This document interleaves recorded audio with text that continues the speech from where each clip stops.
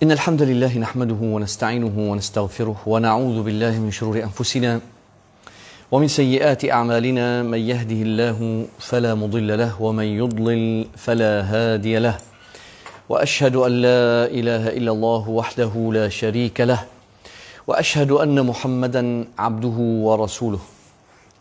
يا أيها الذين آمنوا اتقوا الله حق تقاته ولا تموتن إلا وأنتم مسلمون.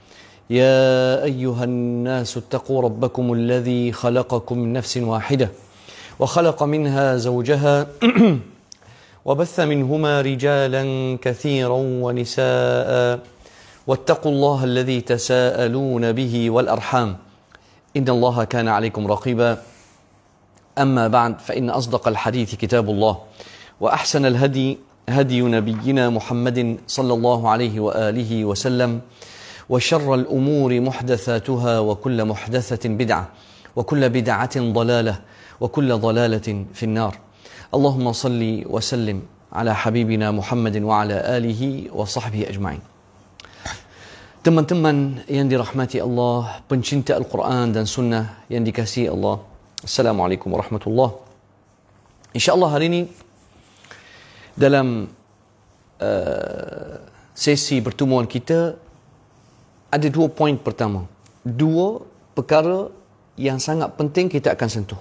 Ahlan akhi Muhammad Hanazi. Baik, sebelum saya nak start, saya akan bagi salam insya-Allah. Sahabat nak bagi salam sebab kejap lagi saya tak boleh nak baca komen sebab saya nak kena tumpu pada dua perkara sangat penting. Barakallahu fikum akhi Muhammad Hanazi daripada Perlis, masya-Allah. Akhi Syafi'i, ahlan wa sahlan. Azrul, barakallahu fikum, pencinta Al-Quran dan Sunnah. Baik. Mahdi Adam, waalaikumsalam warahmatullahi. Hari ini kita ada dua perkara penting sangat. Yang pertama, mengapa pelaku bid'ah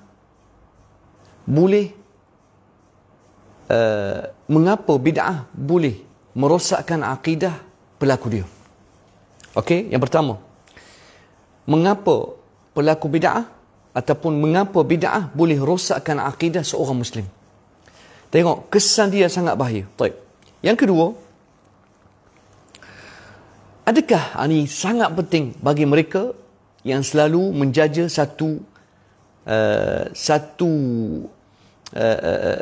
boleh katakan satu cerita yang mereka ahli bid'ah ni selalu jaja. Setiap hari kita akan dengar alasan yang sama. Adakah sahabat Rasulullah boleh reka amalan sendiri? Yang ini penting. Dan isu ini ada berkaitan dengan as-sunnah at-taqririyah yang ramai orang Islam gagal memahaminya. Secara umum, orang Islam kita di Malaysia ataupun secara umum hatta orang Islam di negara Islam yang lain, mereka gagal faham as-sunnah at-taqririyah. As-sunnah at-taqririyah, iqrarul Rasul, yang ni orang tak faham. Sampai sekarang.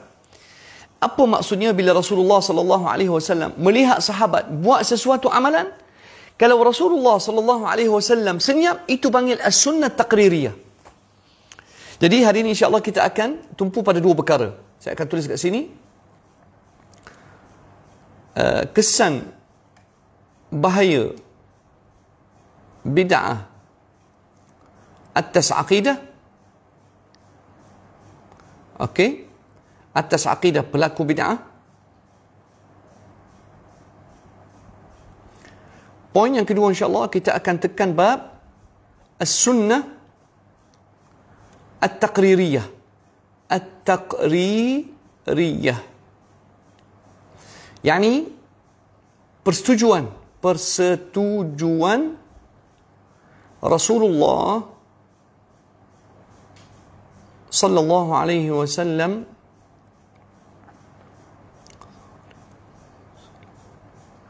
atas perbuatan sahabat ataupun teguran baginda. Jadi ini sangat penting. Baik ikhwani, insya-Allah kita akan tekan dua poin ni. Saya letak kat sini. Jadi insya-Allah hari ini kalau ada orang nak tanya soalan ataupun sebarang pertanyaan, dia mesti berkisar kepada dua poin ini. Pertama, kesan dan bahaya bid'ah atas akidah seorang pelaku bid'ah. Yang ni sangat penting. Yang kedua, dan insyaAllah kita akan tengok contoh. Contoh kesan bahaya bid'ah atas akidah seorang pelakunya dan mengapa ahli bid'ah sanggup buat bid'ah. Yang kedua, as-sunnah taqririyah, yakni bagaimana Rasulullah sallallahu alaihi wasallam akan mempersetujui sesuatu amalan sahabat ataupun sebaliknya Rasulullah akan tegur amalan sahabat, bahkan Rasulullah akan betulkan amalan dia. Bermaksud, jawapan soalan saya, benarkah ada sahabat yang reka amalan sendiri walaupun Rasulullah ada? Ini dua poin yang sangat penting insya-Allah. InsyaAllah. Saudara Don, insyaAllah soalan, kalau awak sabar, tunggu saya habis pencerahan insyaAllah, dan saya akan buka dua soalan sahaja. Saya akan buka ruang soalan kepada dua peserta insyaAllah.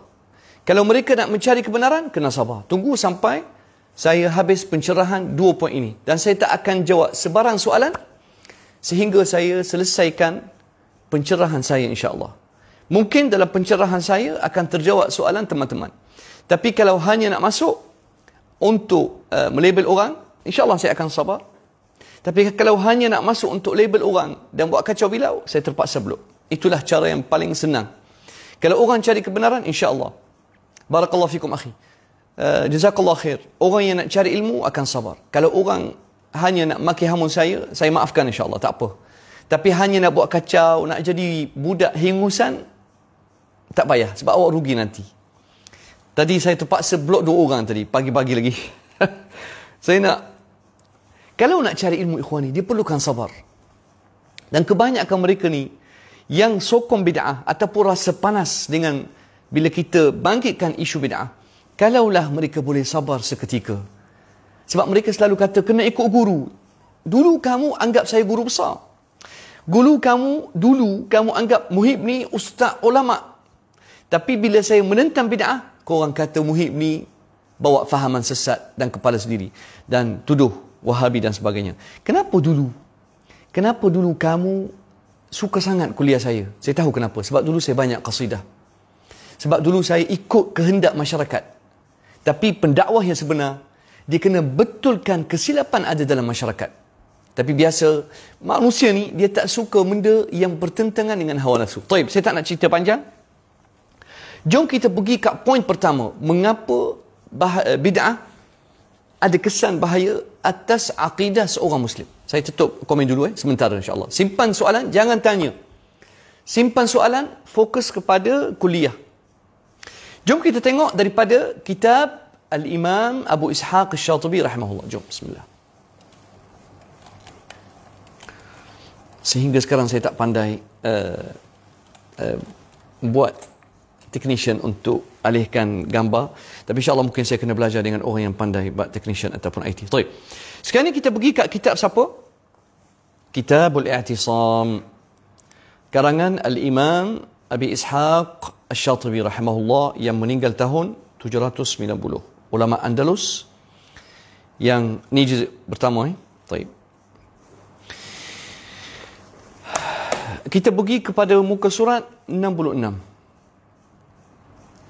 Dan bahagian ini yang sangat indah dalam kitab Al-I'tisam fi dhammil bid'ah wa su'i munqalabi ashabiha. Yang ini sangat penting. Fi dhammil bid'ah. Kenapa bid'ah ni hina? Kenapa bid'ah ini dikeji? Ni bukan Muhib bawa bukan Arab Syria bawa. Ni ulama. Tapi ulama tak tahulah definisi ulama bagi pelaku bid'ah. Dia mesti ulama yang ikut kehendak dia. Kalau ulama ni tak boleh pakai ke? Sedangkan antara kitab, semua ulama sepakat, antara kitab terbaik dalam bab membongkarkan bid'ah dan berikan definisi ilmiah adalah kitab Al-I'tisam Al-Imam Abu Ishaq Al-Shatibi rahimahullah. Taib. Sebab tu ikhwani, bab bid'ah ni sangat penting. Sebab kadang-kadang orang buat bid'ah, dikaitkan dengan istishab, al-qiyas, tapi mereka salah. Nanti insyaAllah saya tunjuk juga. Taib. Jadi, Al-Imam Abu Ishaq Al-Shatibi, dia cerita masal dhammul bid'ah, menghina dan betapa, kenapa bid'ah ni jijik. dan bagaimana akibat buruk pelaku bid'ah, ashabul bid'ah. Taib.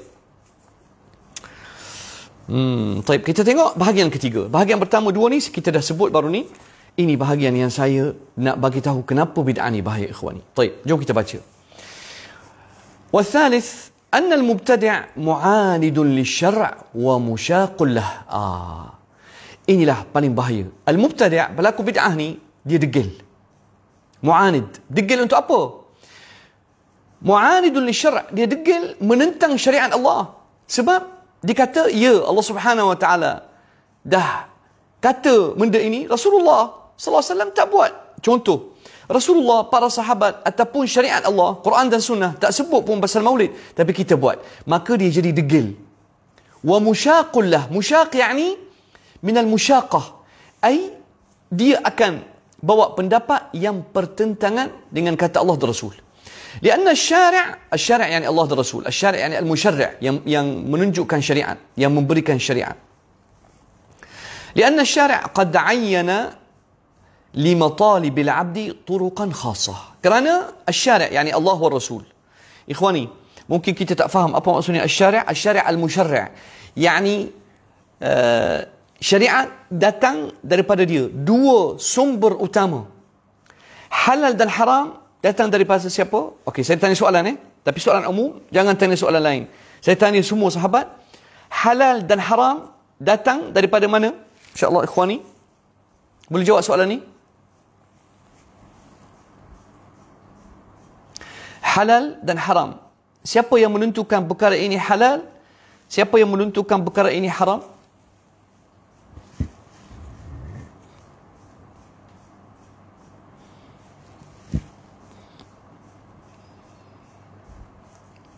Sahabat insyaAllah boleh komen? InsyaAllah. Barakallahu fik akhi Udin. Halal dan haram datang dari Al-Quran dan Sunnah. Sahih. Hukum arak mari daripada ijma' qiyas ke Quran dan hadis? Mari daripada Quran, daripada hadis. Nanti kita tengok insyaAllah. Inilah orang kita tak faham. Ramai orang Islam kita, bila kita sebut Al-Quran dan Sunnah, sumber premier ataupun sumber utama, mereka tak faham. Dia akan sebut seperti kakak tua, Quran, hadis, ijma', qiyas. Quran, ya ikhwan, ijma' datang daripada Quran dan Sunnah. Siapa yang kata ijma' tu ada? Dia orang tak tahu ijma' tu mari mana. Halal dan haram ada dua sumber utama. Al-Quran wa Sunnah. Allah Subhanahu Wa Taala kata, يا أيها الذين آمنوا إنما الخمر والميسر والأنصاب والأزلام رجس من عمل الشيطان فاجتنبوه. Allah Subhanahu Wa Taala kata, wahai orang beriman, إنما الخمر arak, والميسر judi, والأنصاب والأزلام رجس من عمل الشيطان فاجتنبوه. Yang mengharamkan arak, judi, Allah, Al-Quran dan Rasulullah SAW lagi detail, tapi orang kita tak tahu. Tak apa. Jadi semua dah jawab, alhamdulillah. Naam, Allah dan Rasul. Barakallah fiik ni. Cloud Walker, jazakallah khair. Aiman, Allah dan Rasul. Alhamdulillah. Semua yang ada kat sini faham. Alhamdulillah. Baik. Jadi kita sambung. Idzan al-musyarri' yani Allah dan Rasul.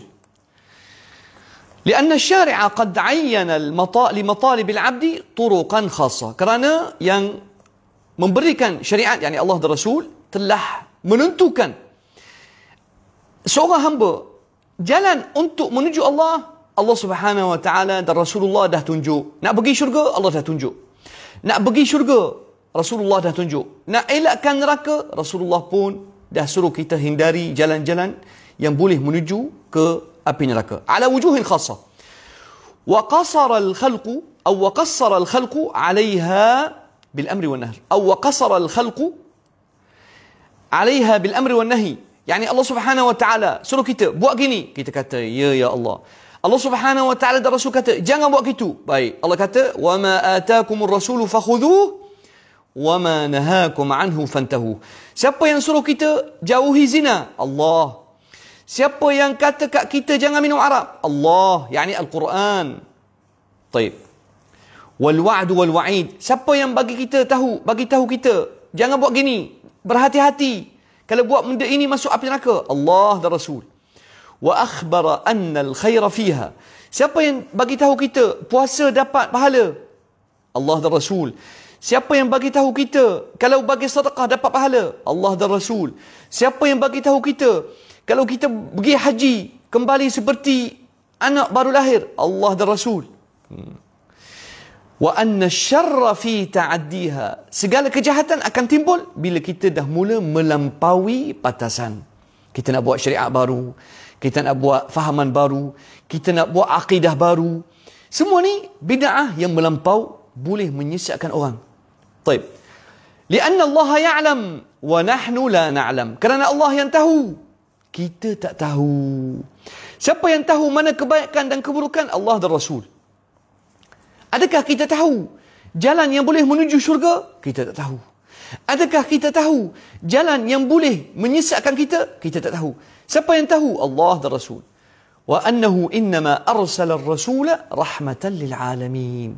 Allah Subhanahu wa taala utuskan Nabi Muhammad sebagai rahmat, sebab orang kita faham rahmatul alamin benda lain, tapi orang tak faham bahawasanya Rasulullah sallallahu alaihi wasallam diutuskan untuk menyelamatkan kita, tapi kita tak nak.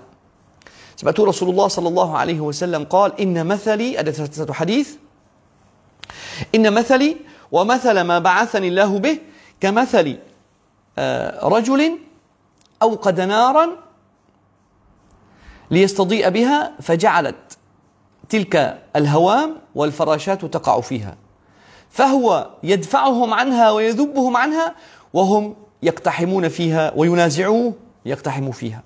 Rasulullah sallallahu alaihi wasallam kata dalam hadis sahih rawah al-Bukhari wa Muslim, umpamaan aku seperti seorang lelaki berjalan di tengah gelap, maka dinyalakan api. Bila dinyalakan api, faja'alat tilkal hawam wal dhubab wal farash yaqa'u fi tilkan nar. Biasa bila kita pasang api di tengah-tengah malam, apakah binatang dan serangga yang akan terus cari api?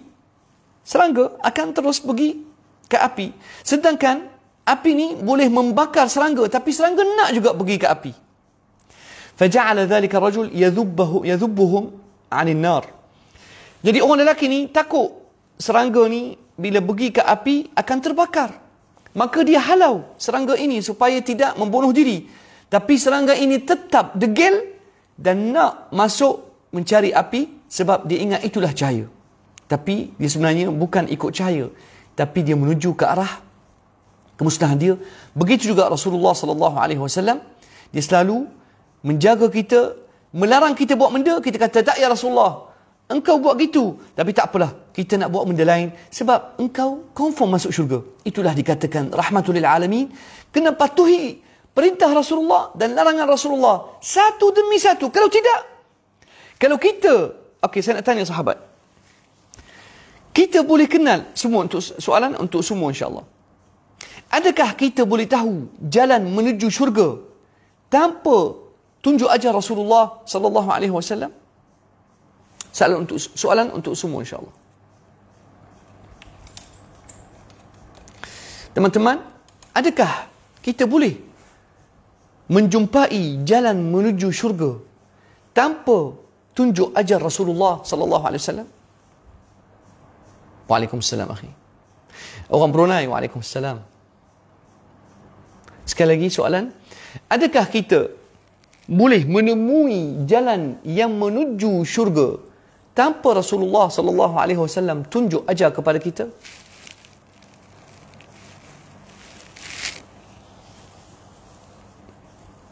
Masya Allah, terbaik Zubair. Amat mustahil. Memang kita tak akan jumpa jalan syurga kalau Rasulullah sallallahu alaihi wasallam tak tunjuk.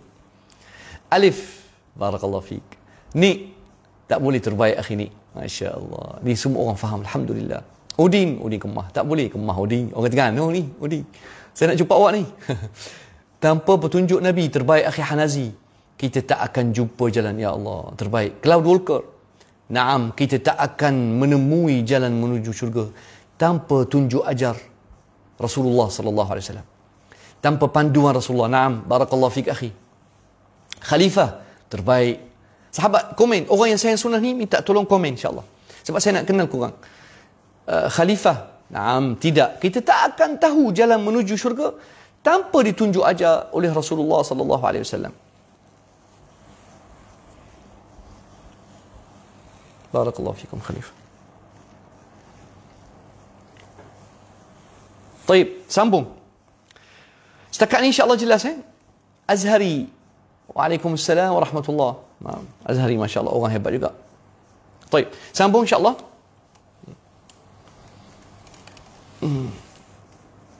Susah nak. Okey, kita habiskan insya-Allah supaya. Taib, sambung. Idzan fal mubtadi' untuk orang yang baru masuk, saya baca daripada kitab ini, Kitabul I'tisam karangan Al-Imam Abi Ishaq Asy-Syatibi rahimahullah. Antara kitab hebat yang membongkarkan bid'ah dan menunjukkan kesan bahaya bid'ah atas akidah orang Islam insya-Allah. Okey, akhi Mujahid, ahlan wa sahlan. Orang Selangor, ahlan wa sahlan. Baik. Idzan fal mubtadi' raddun li hadha kullih. Apa masalah pelaku bid'ah? Dia tolak semua perintah Allah dan Rasul. Okey. Sekarang ni, teman-teman, korang faham tak kenapa ramai orang rasa kepanasan bila saya kata cintai Al-Quran dan Sunnah? Kenapa mereka panas? Kita boleh faham. Orang ahli bid'ah, dia memang tak akan setuju dengan Quran dan Sunnah sahaja. Sebab dia tak tahu agama ni datang daripada mana. Dia ingat agama ni datang ijma' qiyas. Dia ingat Quran dan hadis sama dengan ijma' dan qiyas. Saya nak terangkan kat sini ikhwani, khususnya mengenai qiyas. Saya berhenti kat sini, tapi tak apa, kita habiskan ni, lepas tu kita terangkan pasal qiyas. Fal mubtadi' raddun li hadha kullih. Ahli bid'ah, dia akan tolak segala perkara datang daripada Quran dan Sunnah. Sebab, okey, fa innahu yaz'um anna thamma turuqan ukhar. Kerana pelaku bid'ah ni, dia mendakwa rupanya ada jalan syariat yang lain. Dia tak setuju Quran dan Sunnah. Laisa ma hasarahu syari'u bimahsur. Dia tak setuju. Kenapa hanya Quran dan Sunnah sahaja? Dia marah. Pelaku bid'ah mesti dia akan panas. Kenapa? Dia kata, kenapa hanya syariat datang daripada Allah dan Rasul? Dia kata, dia tak setuju kenapa Allah Subhanahu Wa Taala ataupun kenapa halal dan haram hanya datang daripada Quran dan Sunnah. Wala ma ayyanahu bimuta'ayyan wa anna syari'a ya'lamu wa nahnu aidan na'lam. Ahli bid'ah ni dikata, okey, Rasulullah sallallahu alaihi wasallam tak buat maulid, sahabat tak buat, tak apa, kita boleh buat. Dia maksudnya, ya, kita tak nafikan Quran dan Sunnah, tapi mereka kata wa nahnu aidan na'lam, kami pun ada ilmu. Siapa? Ulama terdahulu. Siapa ulama? Dia tak akan sebut. Bagi dia ulama yang sesuai dengan pendapat dia. Bal rubbama yafhamu min istidrakihi at-turuqa 'ala asy-syari'. Aywa. Mungkin dia akan faham walaupun Allah kata begitu, walaupun Rasulullah kata begitu, tapi dia akan ada fahaman lain. Annahu 'alima ma lam ya'lamhu asy-syari'. Sebab tu dia kata walaupun Allah dan Rasul tak sebut perkara ini secara khusus, walaupun Allah dan Rasul tak sebut benda ini, tapi kita boleh cari hukum baru walaupun tidak ada dalam Quran dan hadis. Baik. Sekarang ikhwani, ada orang yang saya nak bagi tahu contoh insya-Allah. Minta maaf. Ada orang yang sentiasa bila kita kemukakan Al-Quran dan Sunnah, dia akan kata ijma' qiyas. Kenapa kamu tolak ijma' qiyas? Kita tak tolak. Dengar betul-betul. Ulama Ahlus Sunnah wal Jamaah yang sebenar tak akan tolak ijma' dan qiyas. Tapi kena ingat, ijma' dan qiyas ada syarat yang banyak. Kerana ijma' dan qiyas tak akan wujud tanpa Quran dan Sunnah. Yang ni orang tak faham. Bagaimana awak tahu ijma'? Bagaimana awak kenal ijma'? Bagaimana? Dia tak akan jawab. Bagaimana awak tahu ijma'? Dia akan jawab ulama'. Bagaimana ulama' tahu ada ijma'? Itulah masalah orang kita. Ijma' ikhwani. Kenapa ijma' tak ada di zaman Rasulullah sallallahu alaihi wasallam? Ijma' tak wujud kecuali di zaman sahabat. Bagaimana ijma' berlaku? Ijma' berlaku bila sahabat tanya mengenai satu isu. Contoh, ada satu isu berlaku di zaman Umar radhiyallahu anhu, iaitu imlasul mar'ah. Baik. Imlasul mar'ah. Yani imlasul mar'ah dalam hadis sahih Bukhari Muslim, wanita datang kat wanita yang mengandung, dia pukul perut dia, wanita dengki dengan wanita satu lagi, yakni madu dia mengandung, dia pergi pukul. Berlaku di zaman Umar radhiyallahu an, khalifah yang kedua. Di zaman Umar ada seorang wanita pukul madu dia yang sedang mengandung dengan satu kayu, maka wanita yang mengandung gugurkan anak dia. Maka Umar radhiyallahu an cari dalam Quran, tak jumpa hukum apakah kita nak buat terhadap bayi yang gugur kerana telah dibukul oleh wanita. Wanita ni dah pukul madu dia, maka madu dia telah gugurkan anak bayi. Bagaimana nak bagi pampasan? Ad-diyah ni pampasan. Ni ilmu juga dalam kitab Al-Faqih wal Mutafaqih, kitab Al-Imam Al-Khatib Al-Baghdadi rahimahullah yang meninggal di abad Hijrah keempat. Baik. Jadi budak bayi yang gugur daripada ibu dia, apakah sepatutnya kita bayar pampasan kepada ibu dia ataupun apakah kita nak bayar? Umar tak tahu. Sebab dia cari dalam Quran tak jumpa. Dalam sunnah Rasulullah SAW, dia cari dalam Umar, Masya Allah, sahabat yang alim. Tapi biasanya kadang-kadang sahabat terlepas pandang satu hadis sebab mereka pun menyaga. Sebab tu kata Imam Syafi'i rahimahullah, "Ma min imri'in muslimin illa wa ta'zubu anhu sunnatun min sunani Rasulillah." Tiada seorang muslim atas muka bumi ini mesti terlepas pandang satu sunnah. Hatta saya. Mungkin satu hukum saya tak pernah dengar hadis ni. Hadis sahih. Sebab ikhwani, hadis sahih banyak. Lebih pada, kalau Sahih Bukhari ada 7,000. Tapi yang mukarrar, 5,000 hadis Sahih Bukhari. Dalam Sahih Muslim, ada dalam hadis, kalau saya tak silap, ada juga 5,000. Maksudnya, wallahu alam, hadis sahih dalam 10,000. Kita kadang-kadang terlepas pandang satu hadis. Taib. Jadi Umar radhiyallahu an kumpulkan sahabat. Berlakulah ijma'. Bila berlaku ijma'? Setelah zaman Rasulullah, di zaman sahabat. Sebab tu kita panggil ijma'us sahabah. Ijma'us sahabah hujjah. Walaupun ada seorang doktor yang saya hormati, dia nafikan, itu pendapat dia. Saya pelik kenapa dia nafikan ijma'us sahabah. Wallahu a'lam. Taib. Bukan tajuk kita. Umar kumpulkan sahabat. Dia tanya sahabat, "Man minkum sami'a hadithan an Rasulillah sallallahu alaihi wasallam an imlas al-mar'ah?" Siapa di kalangan kamu pernah dengar hadis Rasulullah sallallahu alaihi wasallam mengenai wanita yang gugurkan janin dalam perut? Siapa ada dengar bangkit bangkit Al-Mughirah ibnu Syu'bah radhiyallahu an. Bangkit Al-Mughirah dikata, sami'tu Rasulullah sallallahu alaihi wasallam yaqul laha diyatu ghurratu 'abdin aw amah. Kata Al-Mughirah radhiyallahu an, aku pernah berada dan menyaksikan satu peristiwa di mana depan Rasulullah sallallahu alaihi wasallam ada seorang wanita pukul seorang wanita yang lain yang sedang mengandung, maka dia gugurkan janin. Maka Rasulullah sallallahu alaihi wasallam wajibkan keluarga wanita yang pukul perut wanita yang mengandung untuk memberikan diyatu ghurratu 'abd. Yani kena bagi pampasan hamba budak kecil. Jelas? Baik. Maka Umar radhiyallahu an, cara Umar tidak akan menerima hadis ini daripada seorang, mesti ada seorang penyokong. Qala itini bil bayyinah ala qawlika hadha. Bawa aku satu saksi mengenai kebenaran dakwan awak. Maka bangkit Muhammad ibnu Maslamah radhiyallahu an, dikata aku sokong dan aku saksi bahawasanya Al-Mughirah bercakap benar kerana aku pernah saksi peristiwa yang sama.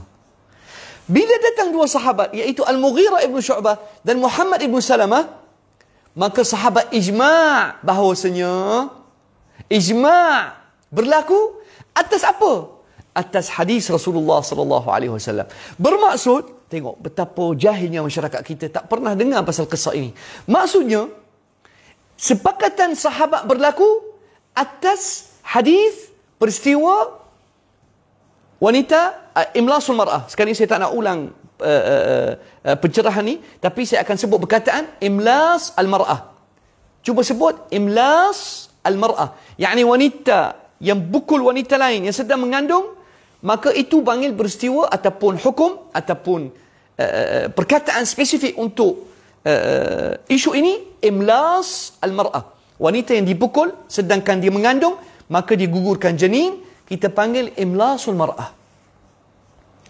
Bagaimana sahabat boleh buat ijma'? Kerana ada asal, kerana ada hadis. Jelas ke tak? Jelas ke tak Pak ni? Boleh tak saya akan buka ruang soalan yang ringkas untuk seorang sahaja? Kalau orang itu tak faham, saya akan buka ruang soalan sekiranya ada orang tak faham isu ini. Kalau faham, kata ya kami faham. Kalau tak faham, tanya. Alhamdulillah, orang sunnah dia tak akan kata dia faham, kemudian duduk pelik, oh aku tak ditanya, nanti marah. Saya tak akan marah, ikhwani. Orang yang nak cari bukti dan dalil, sepatutnya kita tak marah kat dia. Sebab dia nak cari kebenaran. Tapi itulah, banyak ustaz-ustaz yang mengajar di masjid-masjid, dia akan marah bila anak murid tanya dalil. Sebab kalau anak murid tanya dalil, akan terbukti dia pun tak tahu pasal dalil, hukum dia bawa.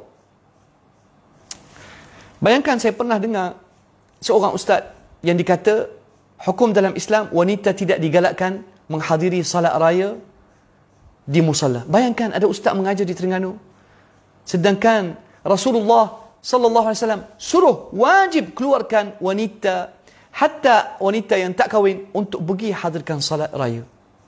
Tiba-tiba ada ustaz kata Rasulullah tak wajibkan. Allahu Akbar. Dia tak pernah baca hadis. Muhammad Al-Fayyad faham, alhamdulillah. Akhi Hanazi, kami faham ustaz pernah ulas kisah ini dulu. Ya betul, saya pernah ulas. Sahih. Nah, tapi saya pasti, saya hampir 90% yakin hanya orang suka sunnah yang masuk kuliah. Ahli bid'ah yang maki hamun kita, yang mencerca kita, yang kata kita sesat, mereka tak masuk. Aywa, Cloud Walker dah bagi kesimpulan. Ijma' jika ada hadis berkaitan, ataupun bila ijma' berlaku, kalau ada asal. Al-ijma' idza lahu aslun fil Quran wa sunnah nujmi'u alaih. Maksudnya, ijma' ni tak akan berlaku kalau tak ada Quran dan sunnah. Contoh, apa dia ijma'? Ijma'ul a'immah anna hadith Rasulullah SAW yu'khadhu bih. Apa ijma'? Ajma'atil ummah anna al-Quran haq. Ya, ummah Islam ijma', Quran itu benar. Ajma'atil ummah anna al-Quran huwa al-masdar al-awwal lit-tashri'. Seluruh ummah Islam ijma', Quran sumber utama. أجمعت الأمة أن الحديث الآحاد أجمع أهل السنة أهل بدعة أجمع أهل السنة أن أحاديث الآحاد يؤخذ بها. أهل السنة sepakat bahawasanya hadis ahad yu'khadhu bih. Tapi ahli bid'ah tak, dia tak akan ambil hadis ahad. Sebab mereka tak tahu apa itu hadis ahad. Jangan tanya, mereka akan pening. Mereka tak pernah belajar pasal hadis ahad. أجمعت الأمة على أن أصح كتاب بعد كتاب رسول الله على أن أصح كتاب بعد كتاب الله هو صحيح البخاري.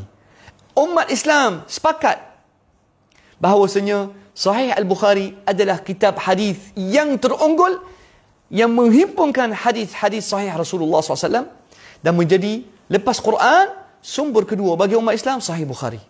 Inilah ijma'. Ijma' atas perkara yang dah ada. Dan ijma' tak boleh pakai kalau kita kata ulama Islam, saya nak tanya ikhwani, insya-Allah semua akan jawab. Orang sunnah dia akan jawab. Kalau kita kata ajma'atil ummah annal khamra, contoh jangan pergi potong. Kata Syekh Muhyi kata arak halal. Oh berat, sesat Muhyi. Dah. Arak haram, takut kejari ahli bid'ah baru masuk. Ustaz Muhyi kata arak halal. Oh berat Wahabi. Dengar betul-betul. Dengar betul-betul. Kalaulah ada ulama di akhir zaman sepakat kata arak boleh minum, adakah ijma' mereka ni kita boleh ambil? Sahabat boleh jawab?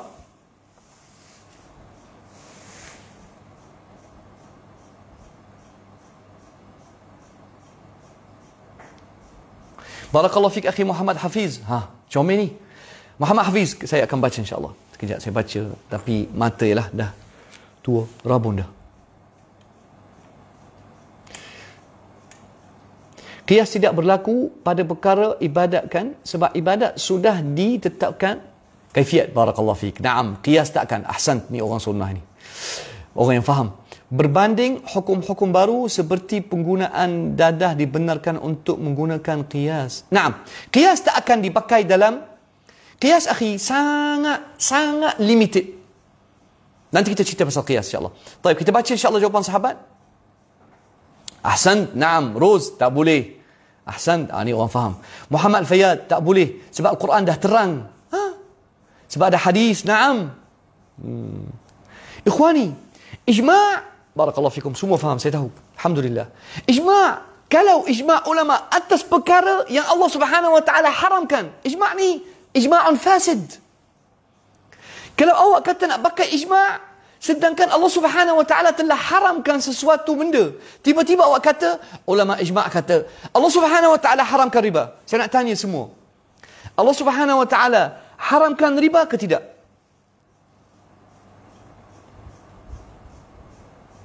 Ahsant, na'am, barakallahu fiik. Alhamdulillah. Saudara Syukurdi, barakallahu fiik akhi, saudara Syukurdi. Naam, kalau nas, orang tak faham nas tu apa. Riba haram. Rose, barakallahu fiik. Rose, Mahadi, Muhammad Fayyad, riba dah haram dah. Riba dah haram. Ijma' tak boleh pakai, ikhwani. Takkan orang kata ijma' ulama riba halal. Ni ijma' yang kita panggil ijma'un fasid. Ijma' tak boleh pakai. Sebab Allah Subhanahu wa taala dah tetapkan. Wa ahallallahu al-bay' wa harrama ar-riba. Wa ahallallahu al-bay'. Allah Subhanahu wa taala dah halalkan jual beli dan haramkan riba. Mana boleh pakai ijma'? Sebab tu ikhwani, bila kita sebut Al-Quran dan Sunnah, itulah sumber utama di mana semua hukum lain akan datang. Kita pergi ke qiyas. Ikhwani, qiyas dia sangat limited. Qiyas dia mesti ada sama seperti ijma', dia kena ada al-asl. Sebab tu ulama kata qiyas ada dipanggil ada syarat. Qiyas ada syarat-syarat dan peraturan-peraturan dia. Peraturan pertama, an yakuna hunaka aslun taqisu alaih. Awak nak pakai qiyas, takkan nak qiyas ikut suka. Qiyas ni perlu ada asal. Yani qiyasu far'in 'an syai', qiyasu hukmin mutafarri'in yakunu lahu aslun fil Qur'an was sunnah. Al-qiyas mesti awak ada satu hukum baru. Dan hukum ini tidak ada langsung dalam Quran dan Sunnah. Tapi kalau hukum dia dalam Quran dan Sunnah, qiyas tidak boleh nak pakai. Takkan nak kata, aku nak qiyas hukum arak atas arak. Mana boleh? Sebab Allah Subhanahu wa taala dah terangkan. Arak haram. Bagaimana nak pakai qiyas? Qiyas ni, orang putih kata, not affected. Yani tak boleh nak pakai qiyas sedangkan Allah Subhanahu wa taala dah terangkan. Tak akan awak nak kata aku nak qiyas hukum arak sekarang. Mana boleh? Dah Allah Subhanahu wa taala dah sebut arak haram. Zina dah haram. Tiba-tiba awak kata aku nak pakai qiyas. Yang ni orang yang jahil. Dan itulah masalah saya pening ikhwani. Sebab bila orang duk sebut Quran, Sunnah, Ijma', qiyas, dia sebenarnya hanya rekod, dia hanya jadi seperti alat rekod yang sebut seperti gagak tua, apa ni, burung kakak tua. Dia tak pernah faham Quran apa, hadis apa itu nas, apa itu Quran, apa itu sunnah. Kesian mereka. Wala haula wala quwwata illa billah. Saya nak bawa satu perkara comel. Ada seorang semalam komen, dia nak tunjuk dia pandai, tapi kesian dia. Wallahi saya kesian. Sebab tu kadang-kadang saya tak komen. Saya biar je. Sebab dia tak masuk kuliah pun nak dengar. Dia kata Al-Quran ditulis sumber hukum. Betul juga. Cuma dia tak faham apa dia tulis. Lahum qulubun la yafqahuna biha. Walahum uyunun la yubsiruna biha. Walahum adhanun la yasma'una biha. Dia tulis sumber hukum dalam Islam, Quran, hadis, ijma', qiyas, istihsan, istishab. Dia tulis istishab. Tapi saya tak nak duk berleret dalam komen sebab dia pun bukan nak cari kebenaran, dia nak tunjuk pandai.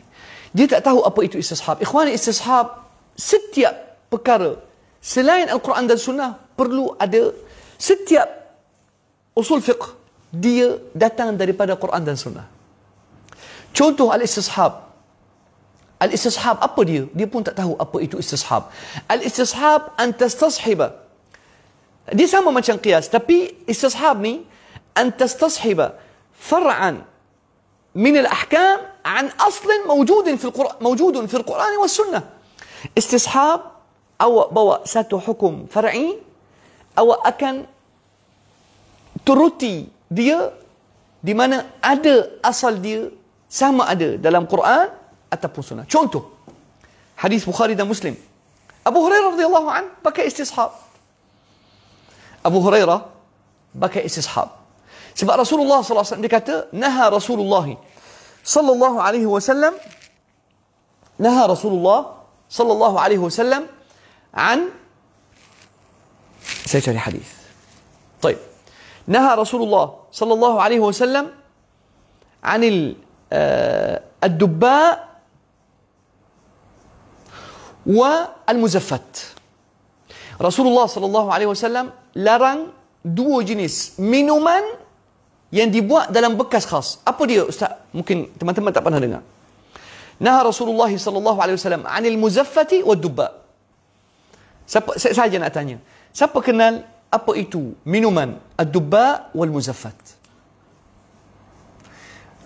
Ada satu grup WhatsApp saya dah sebut benda ni.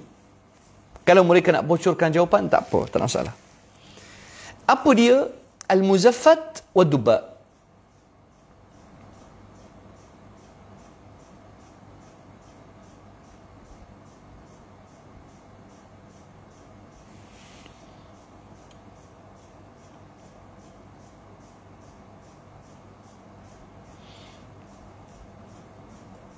Okey, Syukurdi, naam.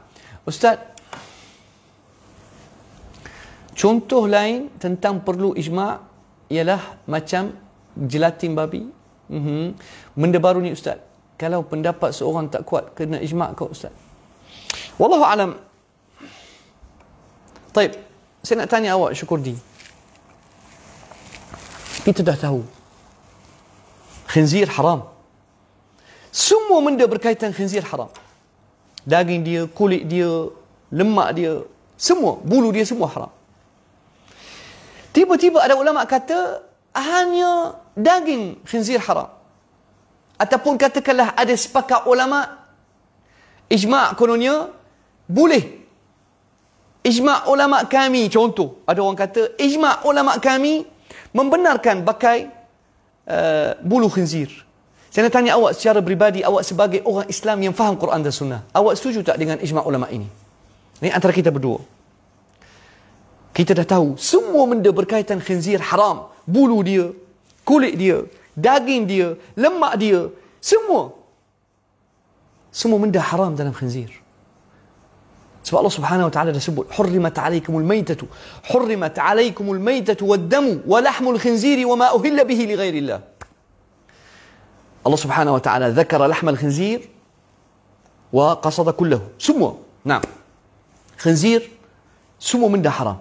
Tiba-tiba ada ulama kata hanya ulama, kononnya ada ijma' ulama baru, ulama akhir zaman yang banyak menyesatkan ummah, minta maaf. Mereka ijma' kononnya bulu ataupun barangan yang dibuat daripada bulu khinzir tidak haram. Ijma' ulama kononnya. Anta akhi Syukurdi, anta akan setuju dengan ijma' ulama ini ataupun anta akan tolak?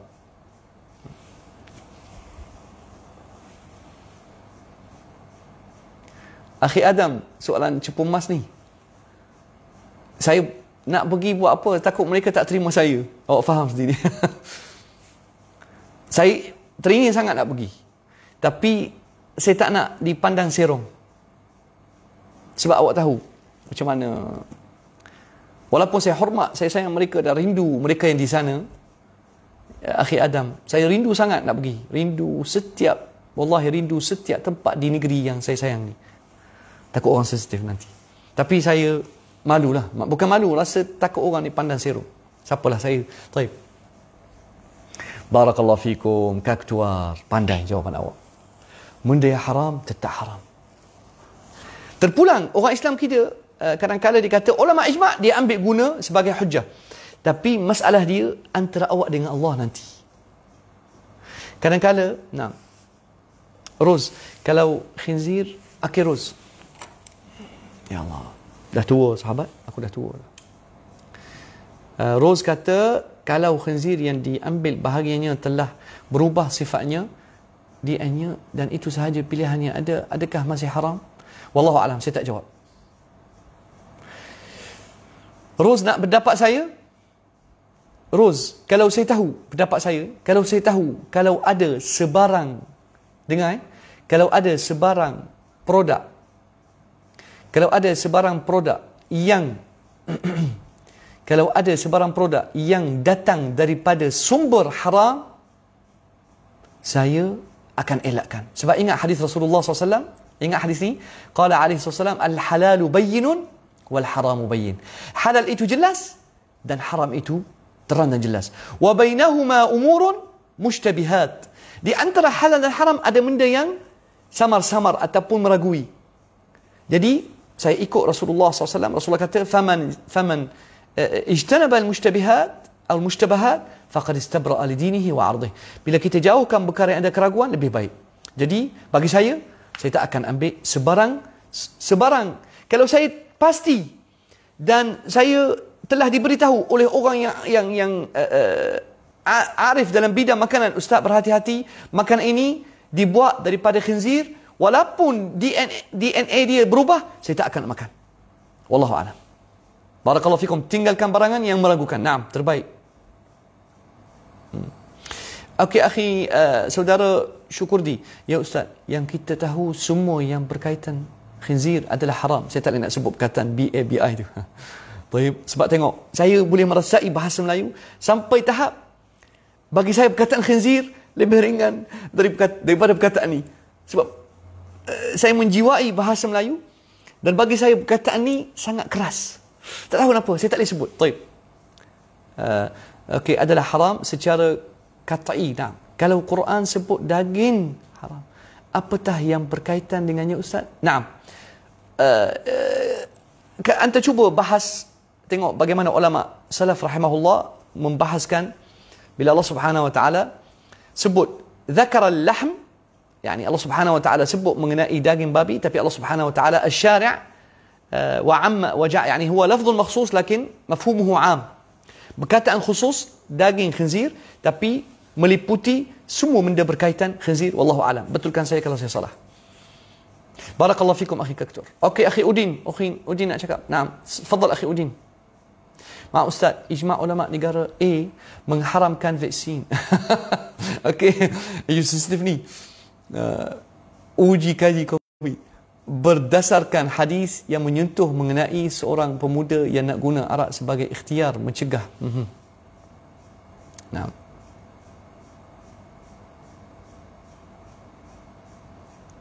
Ijma' ulama negara B mengharuskan vaksin uji kaji COVID berdasarkan hadis yang menyentuh mengenai orang yang demam dan disarankan minum air kencing, unta dan susu sebagai ikhtiar tersebut berubat.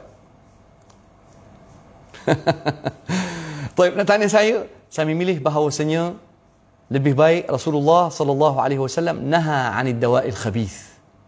Tengok Rasulullah sallallahu alaihi wasallam, hadis sahih rawahu Abu Dawud, dalam kitab at-tibb, Rasulullah sallallahu alaihi wasallam larang ambil ubat yang ada racun.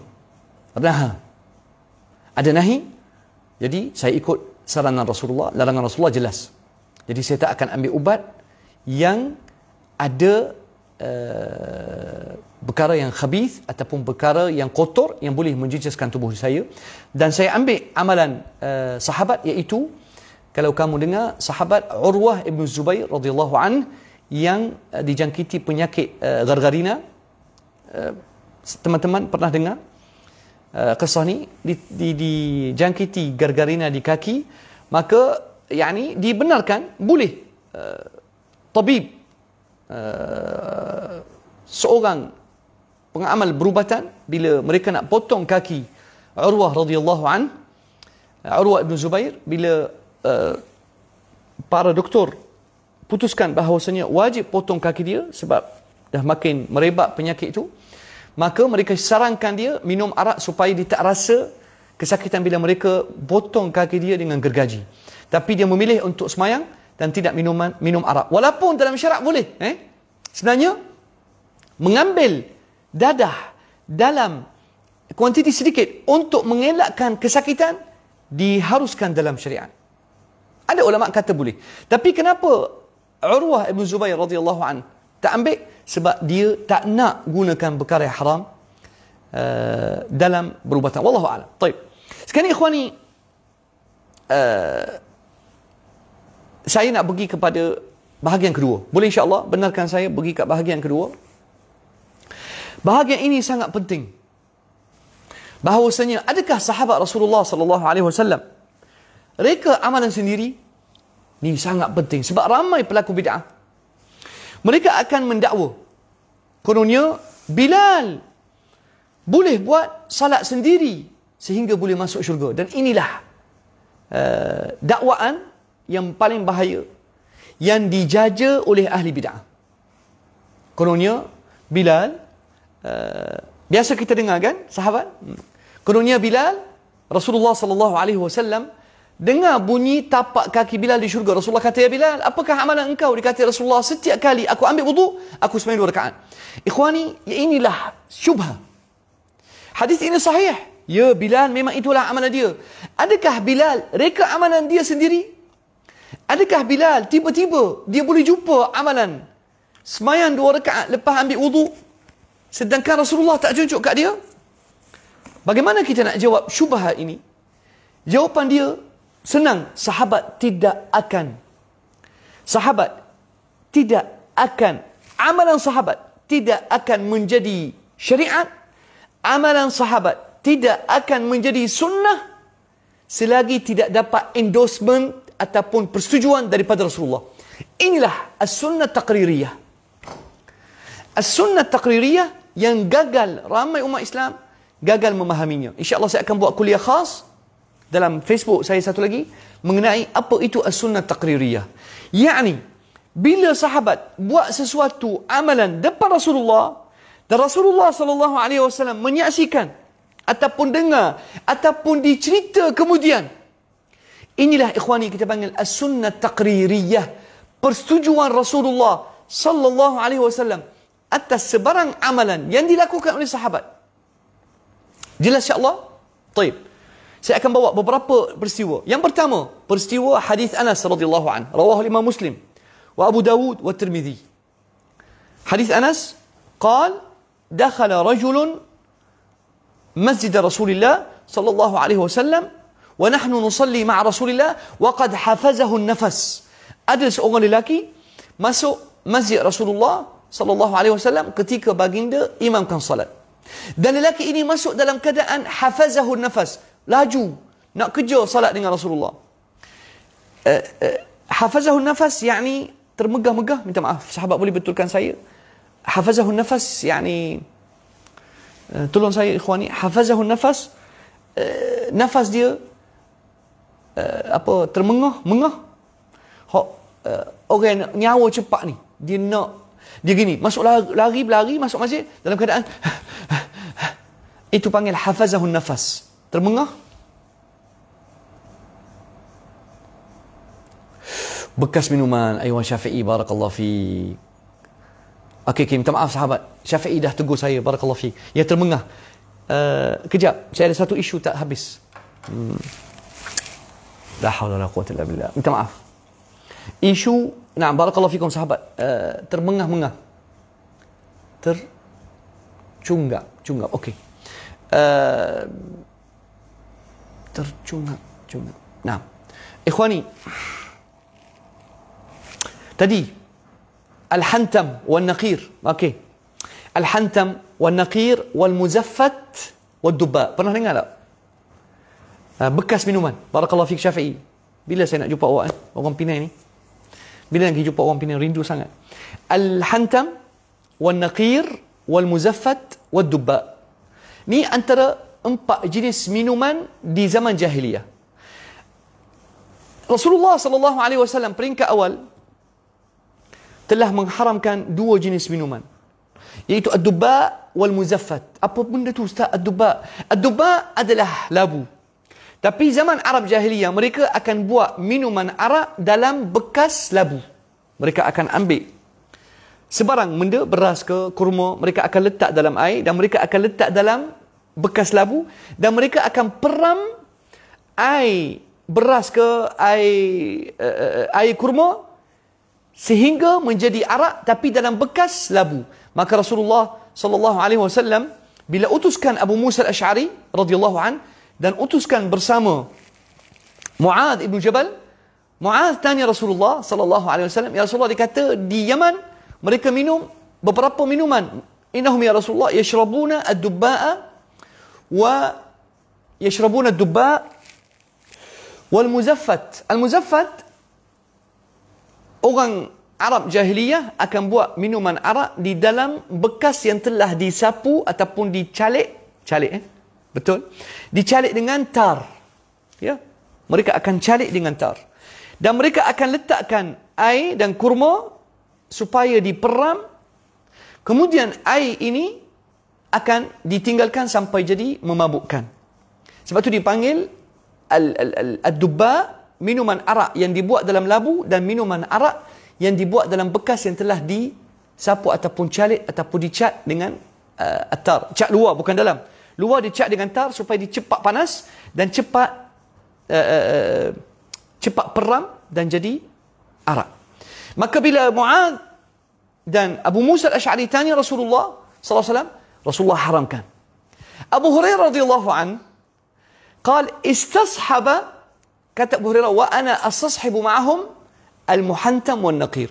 Al-muhantam wan naqir, 2 jenis minuman arak juga yang dibuat dalam bekas. Al-muhantam wan naqir, kalau tak silap, al-muhantam adalah bekas tempayang, bekas tempayang yang dibuat khusus untuk meletakkan beras ataupun kurma ataupun apa jua makanan yang nak, ataupun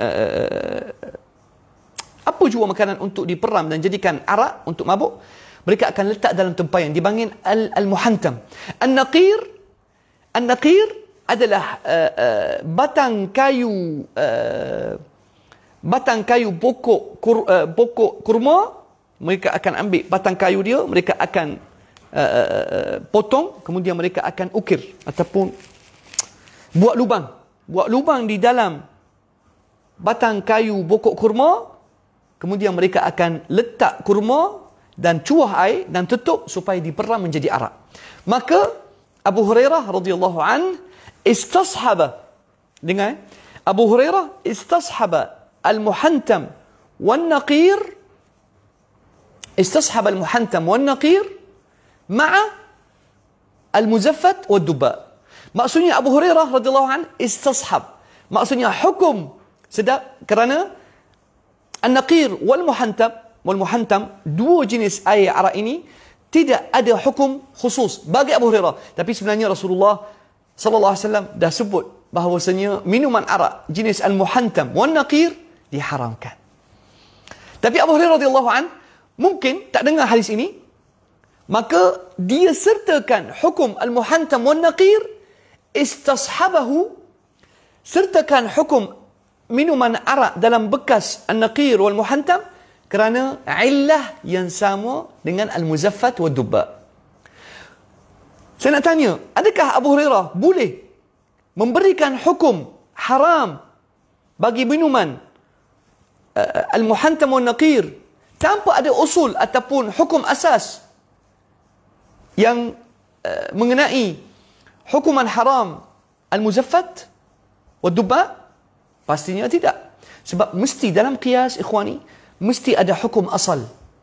Mesti ada hukum asal hatta taqis alaih. Bagaimana awak nak pakai qiyas sedangkan awak tak ada hukum asal? Tiba-tiba nak qiyas. Macam mana awak nak qiyas?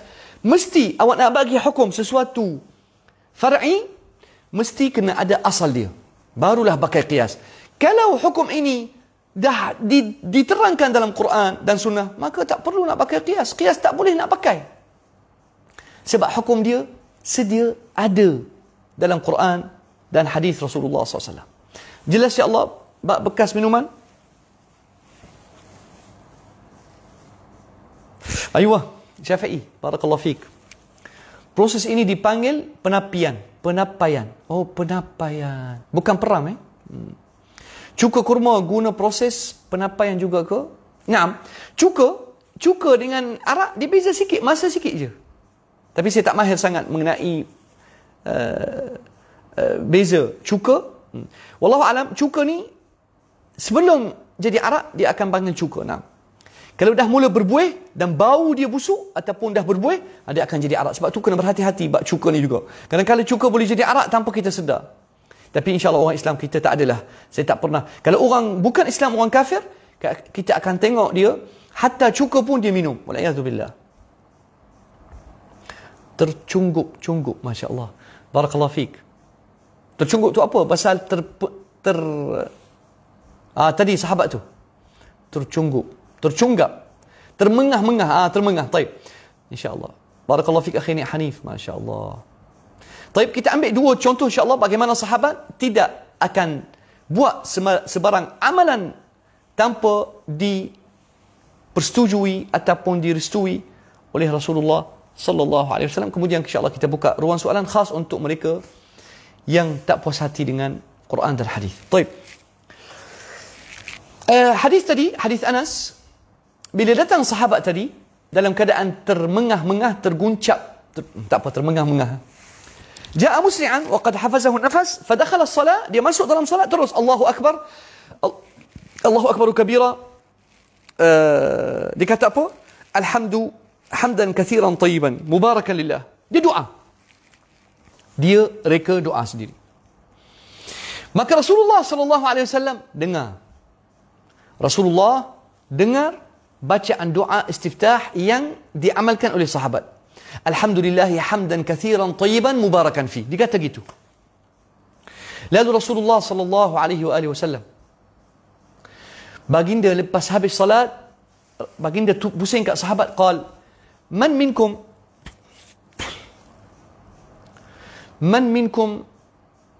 qala hadhihi al-kalima anifa. Man minkum alladhi qala tilka al-kalimat. Rasulullah tanya sahabat, siapa di kalangan kamu yang sebut perkataan-perkataan tadi masa dia masuk solat dalam keadaan termengah-mengah, dalam keadaan laju? Siapa yang sebut? Alhamdulillahi hamdan kathiran tayyiba. Qal fa arammal qaum. Kata Anas, semua orang dalam masjid senyap tupah. Tengok, inilah yang penting. Perkataan inilah yang bagi kita faham apa itu takrir atau sunnah. Kenapa sahabat takut dan senyap? Sebab sahabat takut mereka cakap benda salah. Jelas? Fa'arammal qaum. Semua orang yang ada dalam masjid senyap belaka. Seorang pun tak jawab Rasulullah. Sebab mereka takut. Kenapa? Sahabat takut mereka bawa amalan yang Rasulullah tak ajar. Semua senyap. Rasulullah sallallahu alaihi wasallam a'adaha marratayn atau thalathan. Rasulullah ulang 2 ataupun 3 kali. Man minkum alladhi qala tilka kalimat. Siapa di kalangan kamu sebut perkataan ini? Alhamdulillahi hamdan kathiran tayyiban mubarakan fi. Siapa dia? Fa innahu lam yaqul ba'sa. Rasulullah kata, siapa yang sebut perkataan ini, dia tak cakap benda bahaya, dia benda baik. Bila Rasulullah kata benda baik, sahabat yang sebut dan amalkan perkataan ini, baru dia lega, dia jawab, qala ana ya Rasulullah. Wama nawaitu illa khair. Ya Rasulullah, aku yang sebut kata-kata dan doa tadi masa masuk salat. Alhamdulillahi hamdan kathiran tayyiban mubarakan fi. Bila dia berani dikata ya Rasulullah, aku yang sebut doa-doa ini, bila Rasulullah sallallahu alaihi wasallam menjelaskan bahawasanya perkataan ini tidak ada masalah. Maka Rasulullah sallallahu alaihi wasallam qala, laqad ra'aitu 12 malakan qad ibtadaru biha yahmilunaha Yani ayyuhum yahmiluha. Aku telah melihat 12 malaikat, ni dalam riwayat Muslim Abu Dawud. Aku telah melihat 12 malaikat sedang memikul perkataan ini. Malaikat berebut nak angkat. Jadi saya nak tanya sekarang, adakah sahabat berani jadikan amalan ini sebagai amalan sunnah tanpa persetujuan dan teguran Rasulullah sallallahu alaihi wasallam? Boleh jawab teman-teman? Barakallahu fikum ni, alhamdulillah. Pernah dengar kita tengah sambung. Barakallahu fik akhi Encik Descartes. Tercunggap. Ayuh, terbaik akhi Muhammad Azzad. Jadi Rasulullah sallallahu alaihi wasallam tidak minta maaf, sahabat ini tidak akan tergamak menjadikan doa-doa dia sebagai sunnah untuk kita amalkan kalau bukan Rasulullah persetujui. Jelas? Semestinya tidak. Barakallahu fikum akhi Encik dekat. Barakallahu fikum Rose. Rose ni siapa Rose. Siapa awak Rose?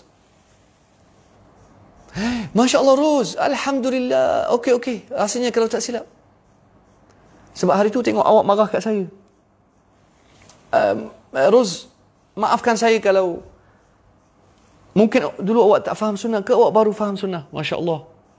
Ramai juga. Ikhwan ni sebenarnya ramai yang sayang sunnah. Ramai dah faham. Ramai sebenarnya. Ahsan Azhari. Sahabat tak akan berani. Sebab tu masalah ahli bid'ah. Tahu tak apa masalah ahli bid'ah? Satu, jahil. Mereka ni jahil, degil, musuh sunnah. Tu je. Sebenarnya kebanyakan ahli bid'ah di Malaysia kita ni jahil. Sebab tu maafkan mereka. Hatta ustaz-ustaz mereka ni yang ada follower beribu-ribu. Mereka jahil ikhwani. Mereka tak pernah baca hadis ni. Rose tak marah. Hari tu saya ingat macam awak marah. Baik insyaAllah Rose. Barakallahu fikum. Minta maaf, awak baru ke dalam menjinak dalam sunnah ke lama? Sahabat kita nak kenal Rose. Bukan apa. Saya rasa awak orang baru ke lama? Barakallahu fikum akhi Muhammad Azzad. Mereka lagi pandai. Itulah. Sekarang kita tengok orang buat bid'ah ni lagi pandai. Seperti mana kata Imam Abu Ishaq Asy-Syatibi rahimahullah, mereka lagi pandai dah daripada Rasulullah sallallahu alaihi wasallam. Satu lagi contoh insya-Allah sebelum kita buka ruang soalan.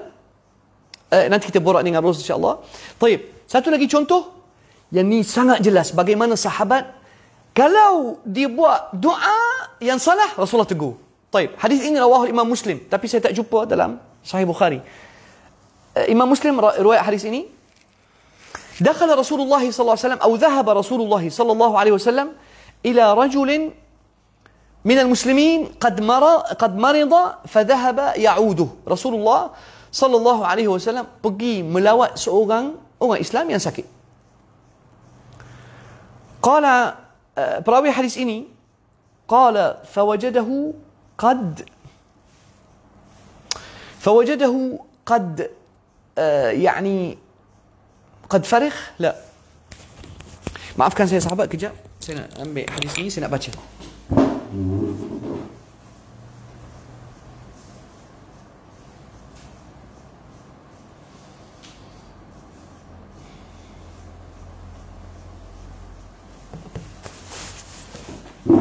Teman-teman yang dirahmati Allah, kalau nak memahami sunnah sangat penting dan faham qiyas dan ijma', kena baca kitab ni. Sangat best. Dan saya tunjuk kitab apa ni. Kitab ini sangat hebat ikhwan. Ni penting. Awak setiap orang nak belajar Quran dan hadis dan sunnah dan ijma' qiyas kena ada kitab ni. Al-Faqih wal Mutafaqih lil Hafiz ya Allah Abi Bakr Ahmad bin Ali ibn Thabit Al-Khatib Al-Baghdadi rahimahullah yang meninggal tahun 462. Antara ulama hadis dan sunnah dan fiqh yang sangat agung. Saya sangat bergantung kepada kitab ini. Cuba cari kitab ini, Al-Faqih wal Mutafaqih. Al-Faqih wal Mutafaqih wajib bagi orang Islam baca. Carilah kitab ini. Saya terima kasih banyak kepada orang yang dekat dengan saya yang bagi kitab ini. Barakallahu fikum. Hadis tadi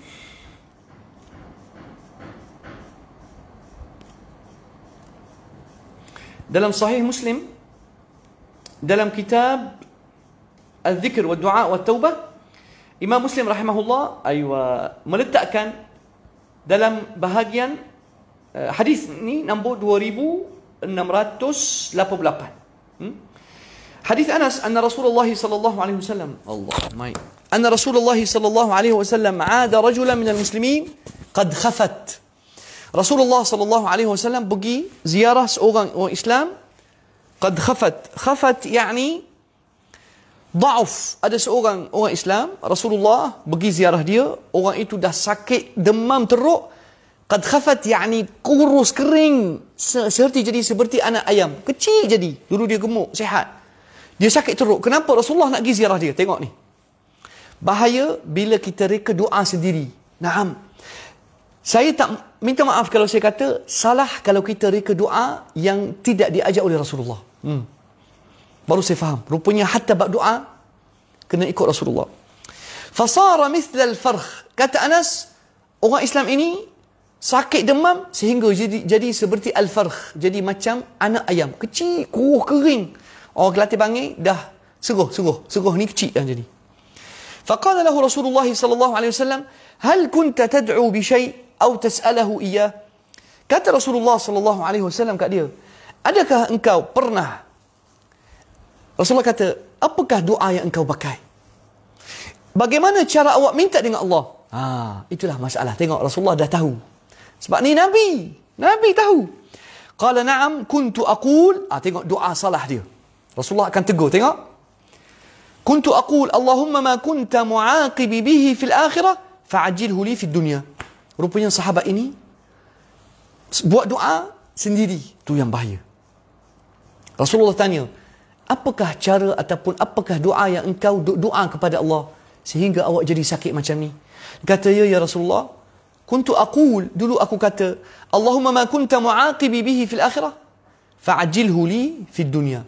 Dia kata, ya Rasulullah, aku doa kepada Allah, aku meminta, ya Allah, apa jua balasan yang engkau nak beri kat aku di akhirat, cepat-cepat beri kat aku kat dunia. Bahaya. Tengok, dia reka doa, tapi doa dia salah. Maka Rasulullah tegur. Jadi doa sahabat ni, boleh amal tidak? Tak boleh. Rasulullah kata apa? Faqala Rasulullah sallallahu alaihi wasallam, subhanallah, la tutiquh. Afala qult? Rasulullah kata, subhanallah, engkau tak boleh. Doa ni, awak meminta sesuatu dengan Allah, awak tak mampu. Afala qult? Kenapa awak tak amalkan doa ini? Allahumma atina fid dunya hasanah, wa fil akhirati hasanah, wa qina adzaban nar. Rasulullah kata kat dia, kenapa engkau tak amalkan doa ini? Allahumma atina fid dunya hasanah, wa fil akhirati hasanah. Ya Allah, bagilah kami di dunia hasanah, yakni pahala banyak dan segala kemudahan, dan juga di akhirat bagi kami hasanah, pahala dan kebaikan, wa qina adzaban nar. Jadi, adakah doa sahabat ini boleh pakai? Okey, sahabat jawab. Saya rasa yang jawab insya-Allah dia faham.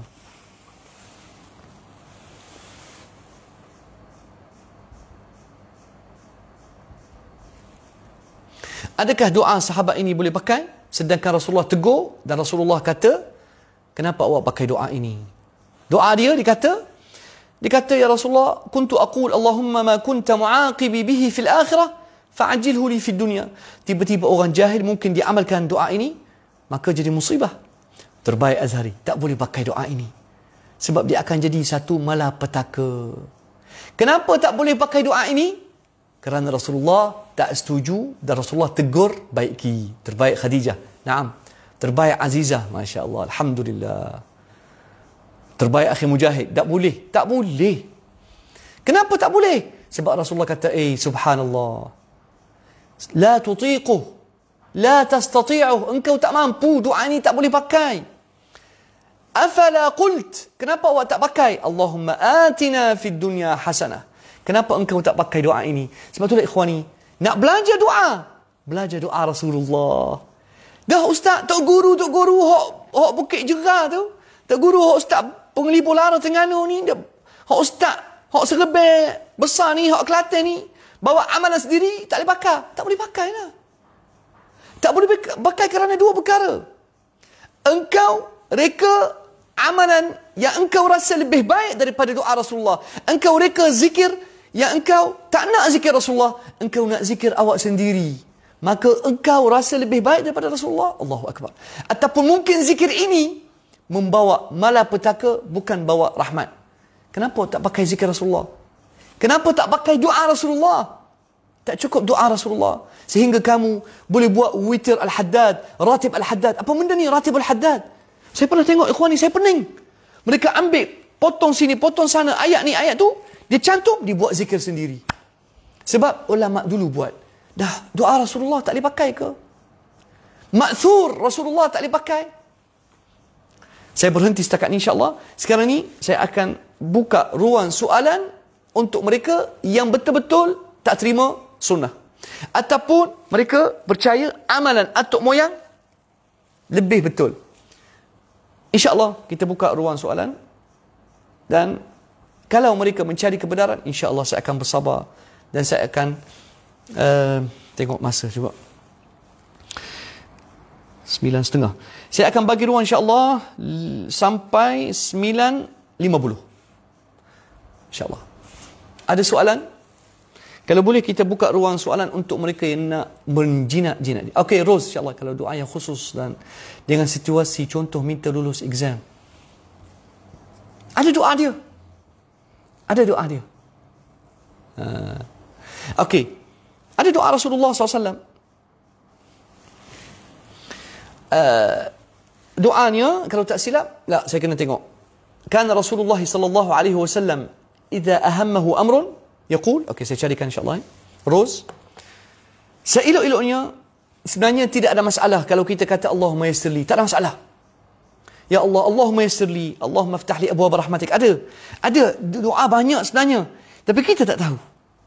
Kita tak rajin baca doa-doa Rasulullah. Sebab Tuk Guru dah ajar doa dia, sebab doa dia lagi hebat.